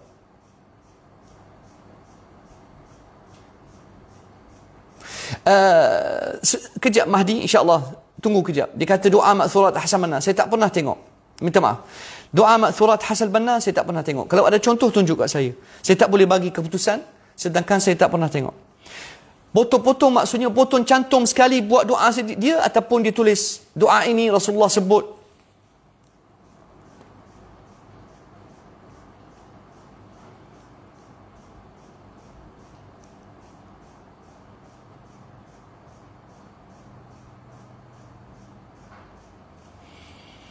Kita tengok Sahih Bukhari, dia banyak ada kitab, nama dia Ad-Da'awat. Masya Allah. Kitab Ad-Da'awat, ya Allah best.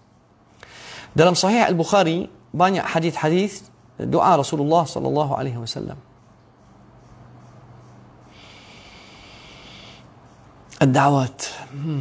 Baik.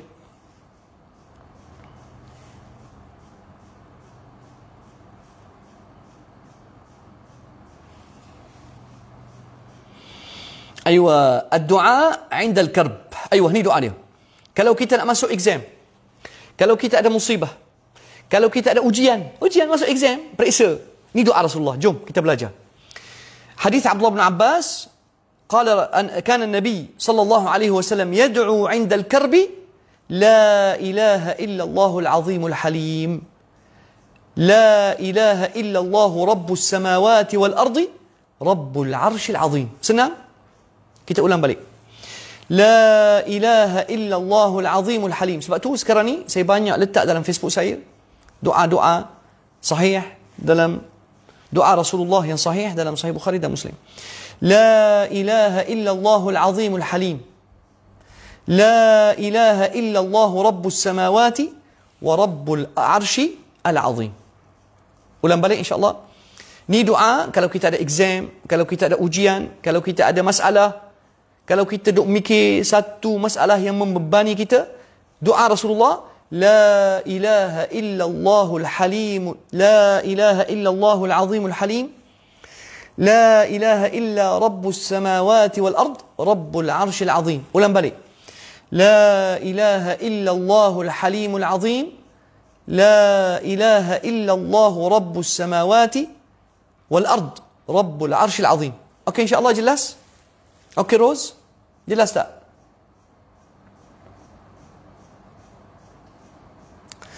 Taib, insyaAllah.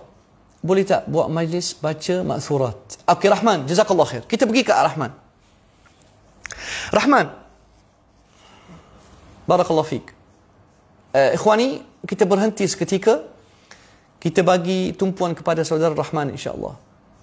Okey, Ros, jelas Baik. Rahman, apa itu majlis ma'thurat? Kita nak kenal dulu. Apa dia majlis ma'thurat? Boleh tak bagi definisi majlis ma'thurat?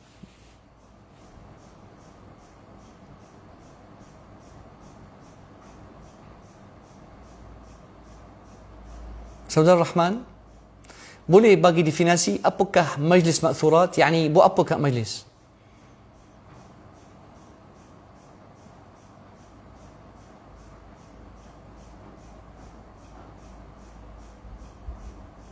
Saudara Rahman, ada lagi? Mungkin di tengah type, insyaAllah. Ayuh, doa tadi, Masya Allah, jazakumullah khair. Yang share doa, Suzy, terima kasih banyak. Naam, itulah doa yang saya baca. Naam. Rahman, naam. Ya, saya baca doa-doa yang Hasan Al-Banna buat. Sebab tu saya jawab tadi, Saudara Rahman. Bagi saya contoh, ada tak kitab? Tunjuk kat saya contoh, insyaAllah. Saudara Rahman, kita duduk dalam majlis. Tiba-tiba saya datang, bawa hadis Sahih Bukhari. Saya cerita kepada saudara Rahman. Saya kata ini hadis sahih, ini doa Rasulullah. Dalam majlis ilmu tak ada masalah. Bahkan sangat digalakkan. Kita buat majlis ilmu. Majlis ilmu tak ada masalah. Dipanggil majlis zikr. Duduk dalam majlis ilmu, kita buka Sahih Bukhari, baca ayat Quran, baca satu hadis. Yang ni tidak ada masalah. Teruskan. Jelas insya-Allah, Encik Rahman?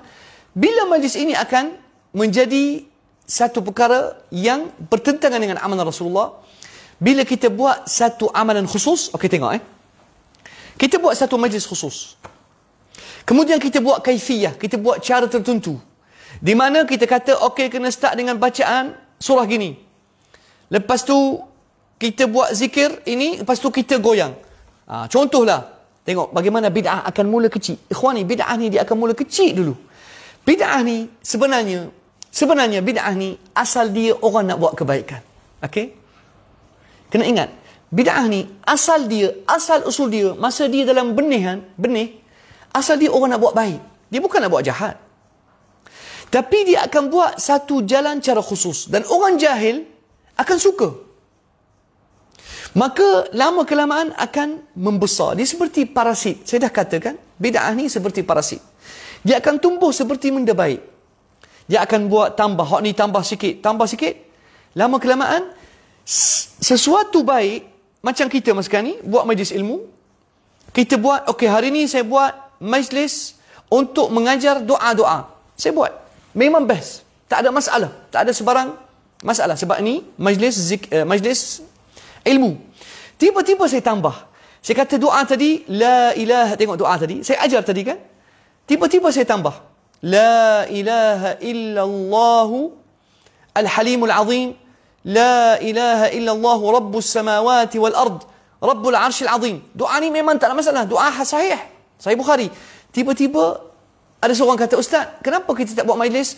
Doa ini kita buat gini. La ilaha illallah, la ilaha. Kita buat atau cara baru. Semua ni kata, okey, kita buat.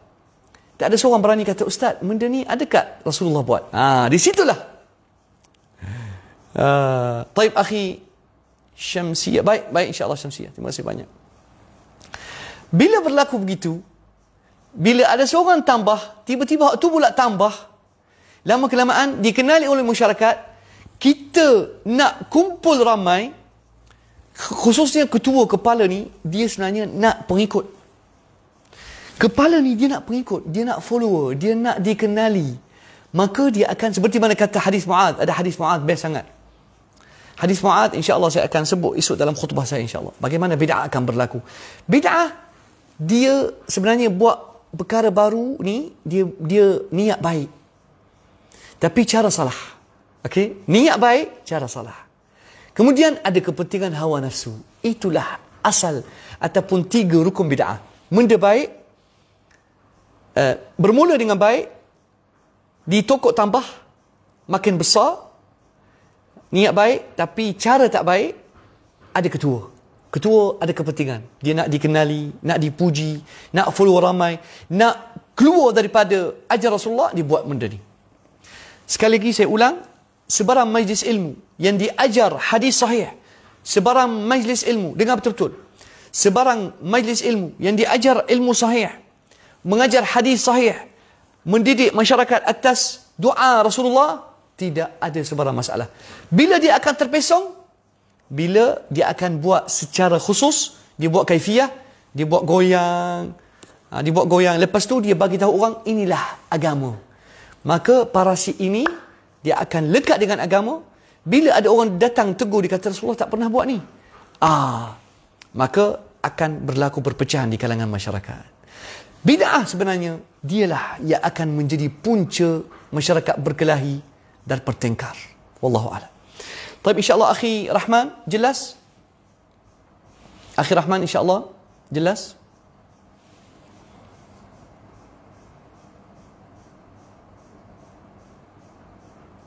Encik Dekat. Baik. Sebenarnya seperti mana saya sebut, selawat atas Rasulullah sallallahu alaihi wasallam sangat best. Tak ada masalah selawat. Selawat bila berjalan, selawat dalam kereta. Tapi seperti mana saya kata, bila kita ambil hadis am, barakallahu fik akhi Rahman, alhamdulillah. Rahman pas dikata boleh bacaan Asmaul Husna beramai-ramai. Jawapannya sama seperti saya jawab tadi.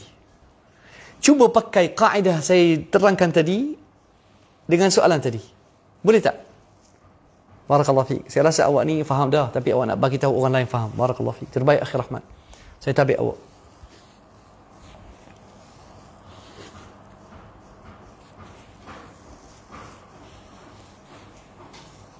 Terbaik akhi. Naam, Mizr.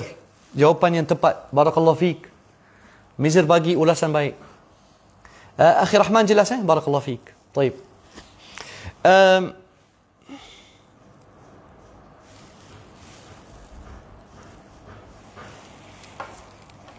Ada soalan tadi saya tak jawab.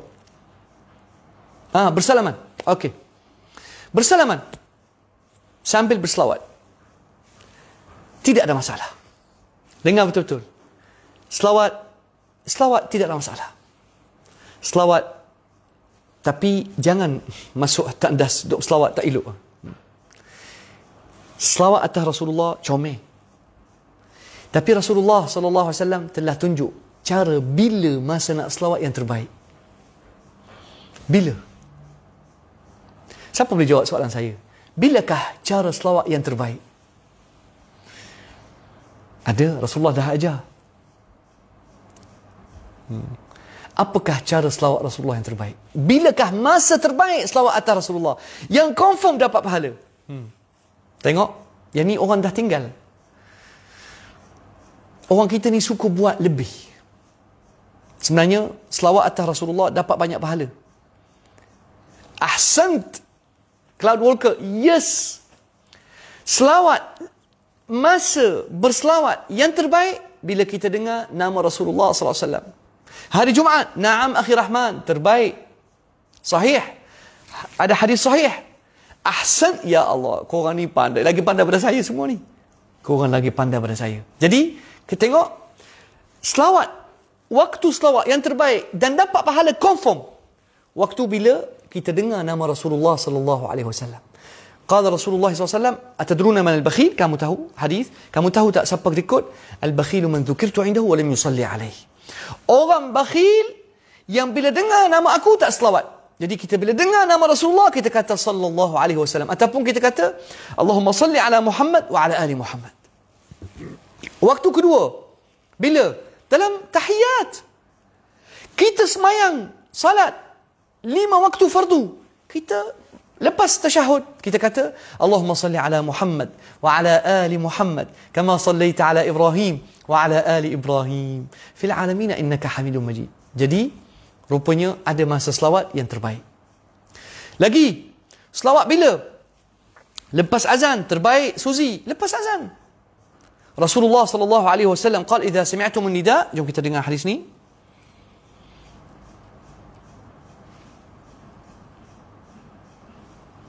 Ada satu lagi. Salat dan salam. Fasallu alaihi.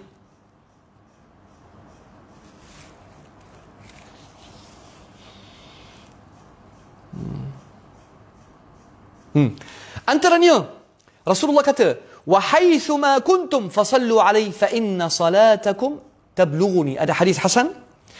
Rasulullah SAW kata, di mana kamu berada, selawatlah atas aku, kerana selawat atas aku akan sampai kepada aku. Dia akan sampai, ikhwan. Tapi orang kita, dia nak buat ketika salam. Sebenarnya cara umum tak ada masalah. Selawat ketika bersalam tak ada masalah. Tapi bila berjadi masalah? Bila awak kata inilah agama, yang ni masalah.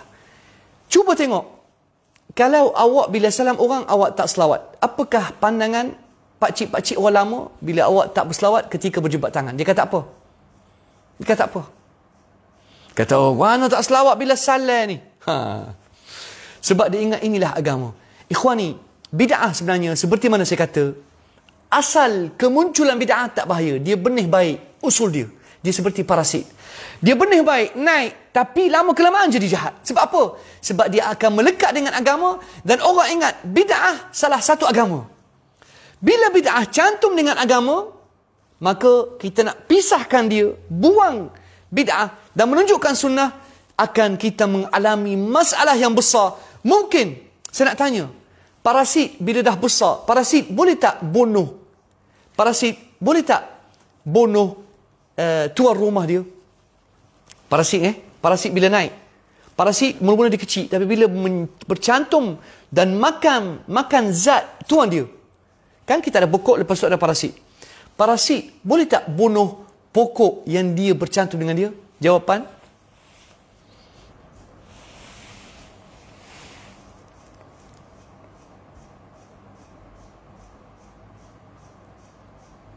dalam doa kita berselawat, betul. Terbaik, parasit boleh bunuh. Kita panggil apa? Parasit. Dan tuan rumah yang terima parasit, kita panggil apa? Dalam bahasa orang putih ataupun bahasa orang Melayu. Pokok yang menerima ataupun berkongsi zat dengan parasit, kita panggil apa? Sahabat, bolehkah saya tamatkan dulu sebab saya ada urusan nak habis dah?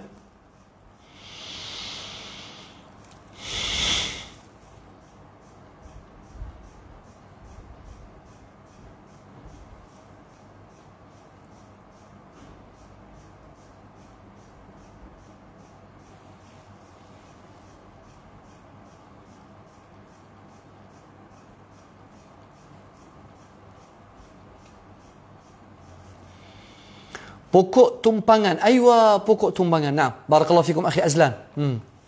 Pokok tumpangan. Akhi Rahman, adakah bid'ah ni ada hukum harus ataupun makruh? La. Kenapa tak ada? Yang ni saya jawab terus. Sebab Rasulullah dah kata, saya tak boleh lawan kata Rasulullah. Saya tak akan. Rasulullah kata, kullu bid'atin dalalah. Kullu. Setiap. Saya tak akan berani kata, ya Rasulullah, awak kata kullu bid'atin dalalah. Baik. Tapi awak kata kullu, aku kata tak kullu. Kullu yakni semua. Kullu, semua bid'ah adalah sesat.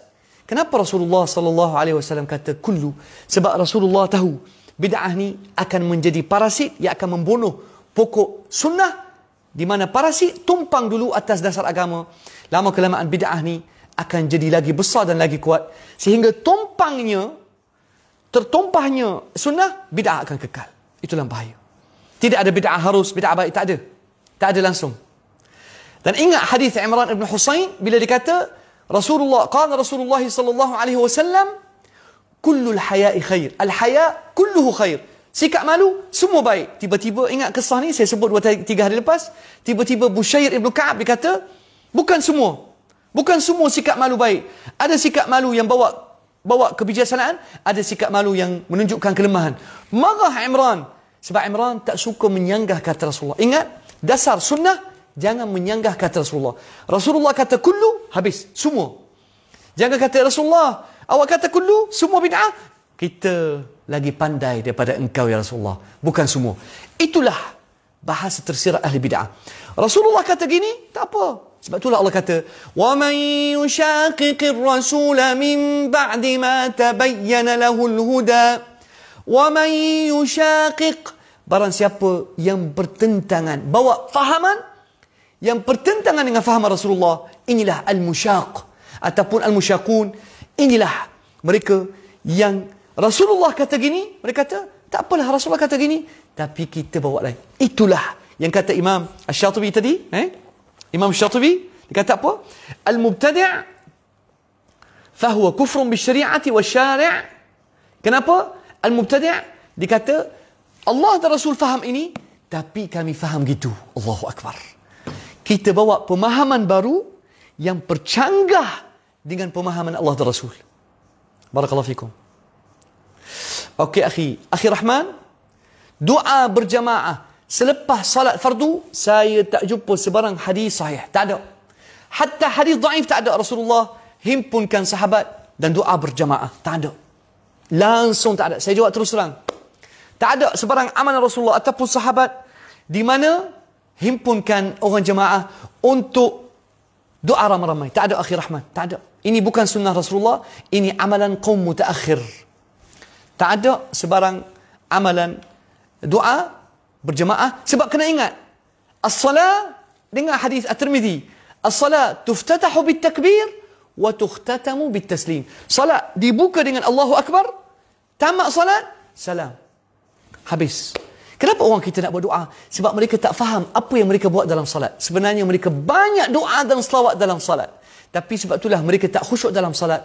Mereka nak ganti dalam doa. Sebab mereka tak hayati erti salat. Maka mereka terpaksa tambah. Wallahu a'lam. Masya Allah, ada lagi soalan? Ramai yang guna dalil umum. Naam, sahih. Masalah orang kita pakai dalil umum yang tidak spesifik supaya menghalalkan satu amalan baru. Wallahu a'lam. Barakallahu fikum akhi Rizal. Alhamdulillah, alhamdulillah. Kalau orang faham, wallahi saya rasa bersyukur. Orang dah faham ikhwani, ya Allah, kita sangat bertuah. Dan insya-Allah begitu. Akhi Rahman, semua masjid buat itu bukan tanda mereka betul. Sebab tu Allah Subhanahu wa taala kata, "Wama aktsarun nasi walau harasta bimu'minin." Kebanyakan manusia, walaupun awak bersusah payah nak bagi petunjuk aja, nak tunjuk sunnah, mereka tak akan beriman. Jadi Islam bukan ikut orang ramai. Sebab tu saya kata, Islam bukan ikut orang ramai. Islam, qala Allahu, qala Rasul. Ilmu, Al-Quran dan sunnah panduan kita. Saya tahu, kebanyakan masjid, lepas salat doa, kadang-kala dia akan doa 15 minit. 20 minit. Rabbana, Rabbana. Dia lupa bahawasanya salat dia daripada awal salat, dia buka salat, dia dah doa. Allahu Akbar kabira walhamdulillahi kathira. Kan kita doa. Dalam salat, Fatihah kita adalah doa. Selawat atas Rasulullah doa. Hujung tasyahud akhir ada banyak doa tahu. Rasulullah banyak doa dalam tasyahud. Antaranya, Allahumma inni a'udhu bika minal ma'thami wal maghram. Allahumma inni a'udhu bika min fitnatil mahya. Wa a'udhu bika min fitnatil qabr. Wa a'udhu bika min fitnatil dajjal. Banyak doa di hujung salat. Sebelum salam. Banyak doa Rasulullah. Tapi kita tak pernah belajar. Sebab tu kita akan reka bid'ah. Sebab sunnah telah hilang. Setiap bid'ah datang akan hilangkan sunnah. Naam. InsyaAllah saya cukup setakat ini ikhwani. Barakallahu fikum. Wa jazakumullahu khair. Mudah-mudahan insyaAllah pertemuan kita hari ini membawa fahaman dan insyaAllah penjelasan dan pencerahan. Dan saya rasa tinggal siri yang kelima insyaAllah. Bukan esok. Sebab esok saya ada khutbah Jumaat. Siri kelima insyaAllah kita akan sambung nanti. Di mana siri bagaimana Syiah. Siri khas mengenai dosa paling dahsyat, dosa kepala bid'ah. Siri kelima, bahaya kepala bid'ah. Dialah yang akan menanggung segala dosa orang ramai. Sebab dialah orang pertama yang reka bid'ah, seperti orang pertama yang masukkan syirik dan merosakkan orang Arab Quraisy, sedangkan mereka atas tauhid. Tapi datang Amru ibn Luhai, ingatkan saya insyaAllah, kisah Amru ibn Luhai, orang pertama yang tukar sunnah Rasulullah sallallahu alaihi wasallam, tukar sunnah Nabi Ibrahim dan tukar agama Islam menjadi ada berhala dan ada sanjung kubur dan sebagainya insyaAllah. Kita akan bicara siri kelima, bid'ah dalam akidah insyaAllah. Barakallahu fikum wa jazakumullahu khair. Wassalamu alaikum warahmatullahi wabarakatuh.